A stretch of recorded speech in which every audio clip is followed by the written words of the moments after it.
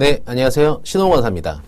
네, 이제 제가 오늘부터 여러분들 같이 이제 원산지 관리사 과목 중에서 품목분류에 대해서 이제 공부를 할 겁니다. 그래서 이 품목분류라는 과목이 우리 원산지 관리사 시험에서 상당히 중요하고, 당연히 중요하죠. 그리고 이게 꽈락 과목입니다. 그래서 이번에 이제 2016년으로 데뷔를 하시는데 이 교재가 많이 변경이 됐어요. 그래서 원산지 정보원에서 발간된 요 책자를 갖고 할 겁니다. 그래서 예전 교재보다는 상당히 깔끔하게 정리가 되었고, 여기에, 이 교재 내에서만 시험 문제가 출제를 하고 있습니다. 그래서 이 교재를 이용해서 여러분한테 그 품목분류에 대해서 강의를 시작할 거고요. 네. 그래서 일단 그 품목분류라는 걸 할 텐데, 보십시오. 품목분류입니다. 자, 이 품목분류라는 과목을 하기 전에 여러분들에게 한번 제가 설명을 드릴 게 있어요. 그 기본적인 파트입니다. 자, 이게 우리나라. 고, 여기가 유럽입니다. EU입니다. 그래서 EU뿐만 아니라 다른 국가에서도 우리나라는 많이 수입을 합니다. 우리나라는 이제 제조 가공을 해서 원자재 없기 때문에 제조 가공을 해서 수출을 해서 이제 경제 발전한 나라이기 때문에 수입이 일어날 수밖에 없어요. 수입. 근데 이 수입이라는 행위는 이제 나중에 통과 실무에 뵐 텐데, 수입은 외국 물품을 우리나라로 반입하는 것을 의미합니다. 그래서 외국 물품을 우리나라로 반입하는 것에 대해서는 관세를 부과합니다. 이거는 관세법 14조에 있는 내용인데요. 그래서 보면 이게 물품이라는 표현이 있어요. 물품. 그래서 이게 눈에 보이지 않는 뭐 서비스나 용역, 거기에 대해서는 관세를 부과하지 않는 게 원칙이고, 외국 물품에 대해서는 관세를 부과합니다. 근데 관세를 부과하기 위해서는 그러니까 세금은 아무런 근거 없이 부과를 할 수가 없어요. 그래서 이 세율 같은 이 관세라는 거는 조세 일종입니다. 그래서 조세 같은 경우에는 헌법에서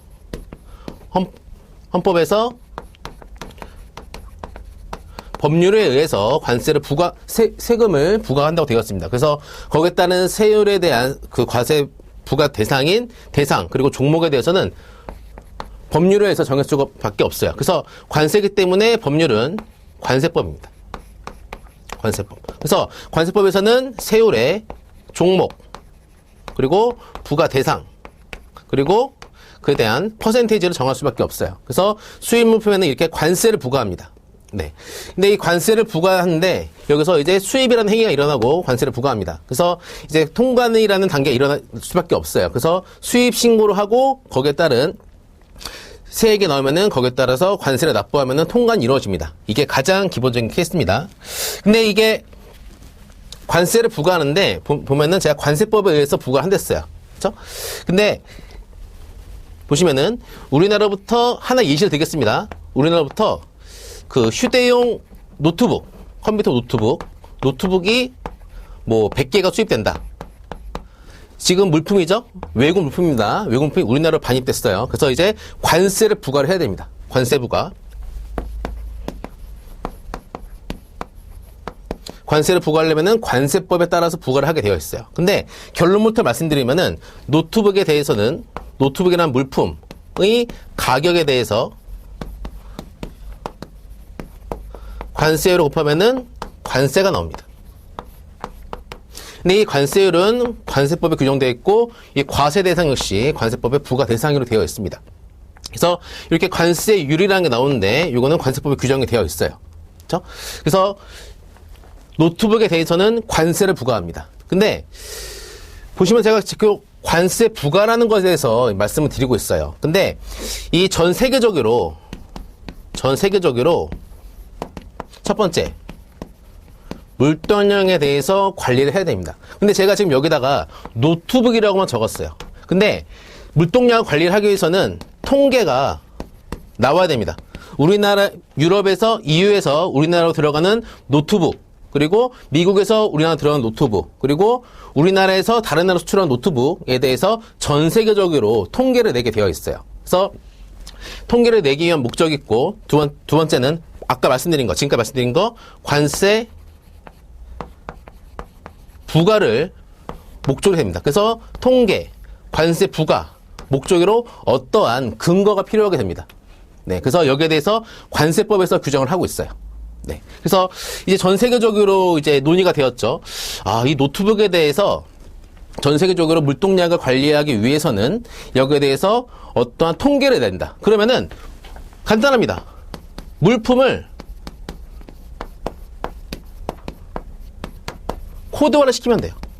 코드화. 그래서 어떤 물품에 대해서 특정한 코드를 부여해가지고 거기에 따른 물동량에 대해서 코드 시킨 것에 대해서 물동량을 측정하면은 전 세계적으로 어떤 코드만 있으면은 이 물품이 어느 정도 세계 각지로 수출됐다, 수입되다를 알 수가 있습니다.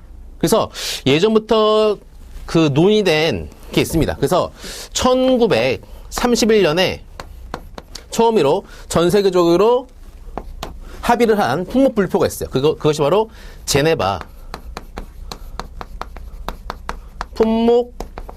품목분류표입니다. 한 번 더 강조합니다. 물품을 코드화합니다. 물품을 코드화를 합니다. 물품에 대해서. 그래서 1931년에 제네바라는 명칭을 따서 제네바에서 이게 의결이 돼가지고 제네바 품목분류표라는 게 생겼어요. 그래서 어떠한 물품을 코드화를 시켰습니다. 숫자를 부여한 거예요.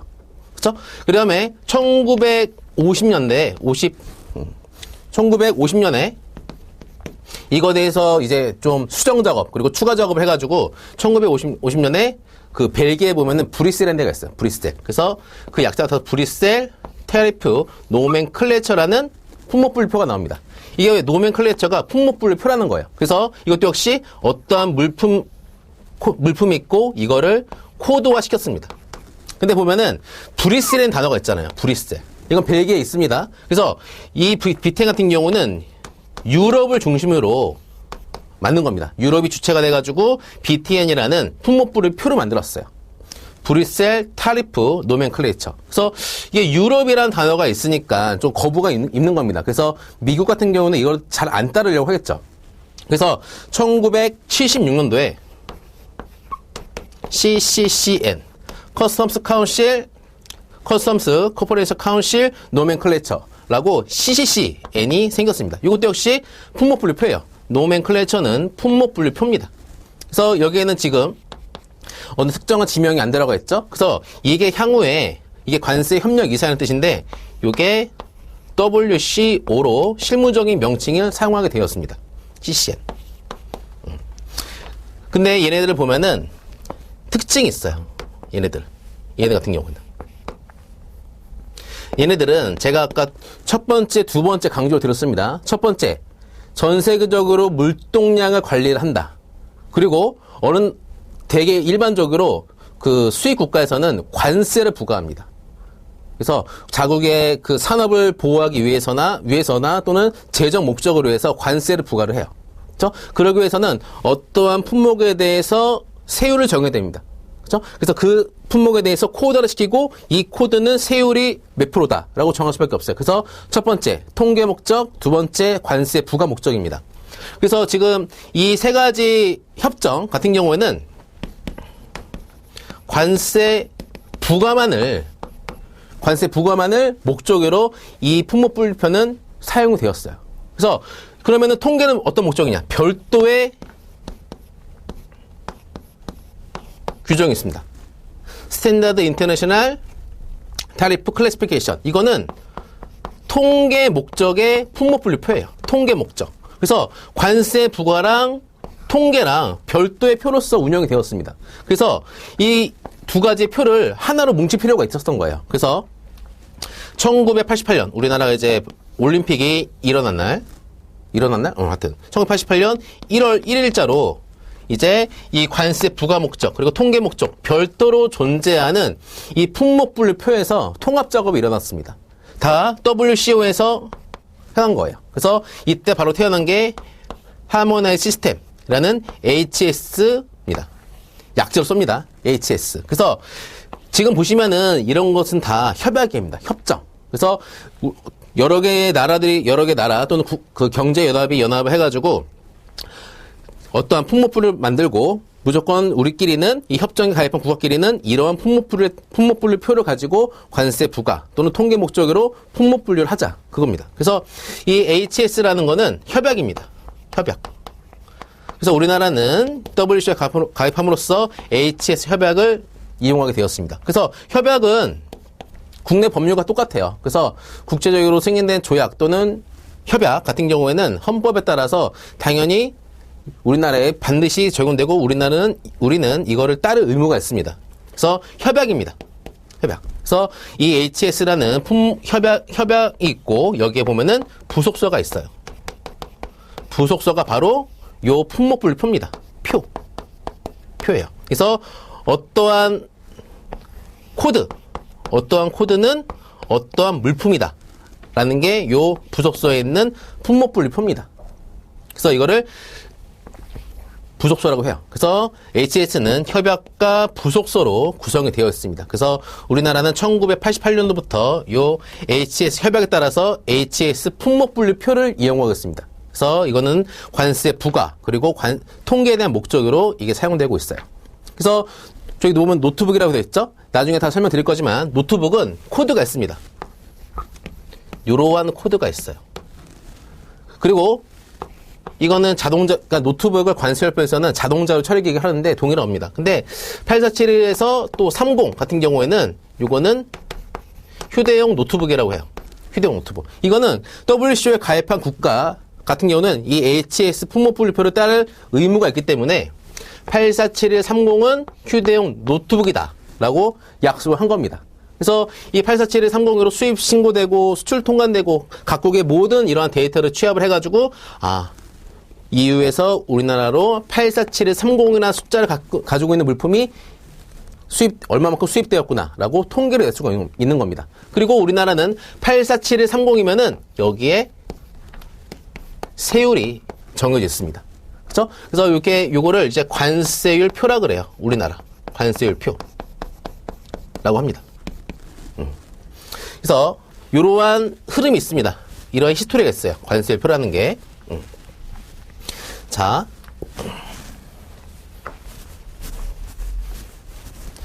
자, 제가 아까 그 관세라는 거는 아무런 근거 규정에 따라 부과를 하는 게 아니라 오로지 법률에 따라서 조세 종목과 세율은 정할 수가 있다고 그랬습니다. 그래서 관세 같은 경우는 관세법에서 규정하고 있습니다. 관세법. 근데 관세법 보면은 여기에 이제 세율을 수입물품에는 관세를 부과한다고 되어 있고 세율 같은 경우에는 이 법에 의하니까 이 관세법에다가 이 엄청난 양의 코드 그리고 물품명 그리고 세율을 규정을 하면은 관세법이 너무 길어져 버립니다. 그래서 이 관세법에서는 이 세율 같은 경우에는 그 별표라는 게 있어요. 관세법 별표는 한 개입니다. 별도의 표로서 이 세율에 대한 부과 근거를 하고 있어요. 그래서 관세법 별표를 운영하고 있습니다. 요거를 관세율 표라고 하고 있어요. 관세율 표라고. 그래서 요 관세율 표는 일반적으로 어떻게 구성이 되어 있냐. 여기 보면은 코드가 있습니다. 아까 제가 847130이 되어 있죠? 여기에는 휴대용 자동차로 처리가 분류를 합니다. 그리고 여기에 얼마의 세율이 있어요. 그래서 이거를 코드, 이거를 물품명, 그리고 이거를 관세율이라고 합니다. 그래서 일반적으로 기본 세율하고 잠정 세율이라는 게 여기 적혀져 있어요. 잠정 세율은 여기에 괄호를 하고 퍼센테이지가 나와 있습니다. 이게 바로 관세율표예요. 그래서 딱 되어 있죠? 이 관세율에 대해서 관세법과 동일하게 관세법 별표로 운영하고 있다. 그래서 관세율은 관세법에 의해서 부과를 하고 있는 겁니다. 그래서 이렇게 부여된 숫자를 가지고 하고 있습니다. 그래서 우리가 이제 수입 통관할 때 보면은 그 화주로부터 그 인보이스를 받게 되어 있어요. 인보이스. 근데 인보이스 보면은 여기에 물품명이랑 여기에 수량, 그리고 단가, 그리고 가격이 나오게 됩니다. 근데 이제 품목 분류를 하기 위해서는 여기에 있는 품명이 적혀져 있을 거예요. 근데 인보이스는 품명을 거래 품명으로 합니다. 근데 여기에는 분명히 이렇게 돼 있을 거예요. 컴퓨터라고. 컴퓨터라고. 근데 저기 보면은 컴퓨터로 되어 있는데 이렇게 수입 신고를 하면 안 돼요. 수입 신고는 우리 관세 율표에 있는 영문위로 수입 신고를 해야 됩니다. 그래서 이 컴퓨터에 대해서 품목부를 해야겠죠? 이게 만약 노트북이라면은 847130 이라고 통과는 해야 돼요. 근데 나중에 말씀드릴 거지만 우리나라는 여기에 또 세 분류를 해가지고 10자리를 쓰고 있습니다. 4자리, 6자리, 10자리 이렇게 하고 있습니다. 그래서 요게 이제 품목 분류라는 거예요. 품목 분류. 그래서 노트북은 예시로서 8471.30에 분류합니다.